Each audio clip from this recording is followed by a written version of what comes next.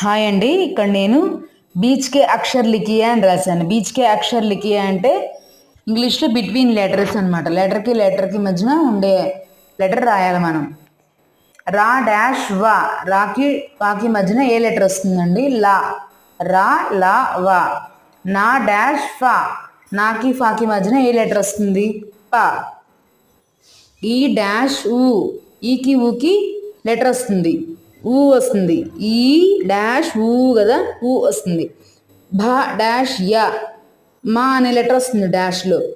ఊ డాష్ ఏ, ఊకి ఏకి మధ్యన రూ అనే లెటర్ వస్తుంది.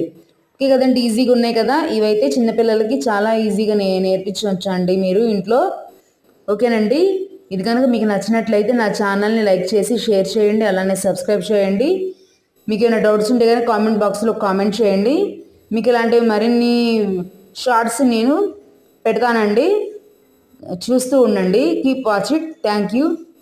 By by.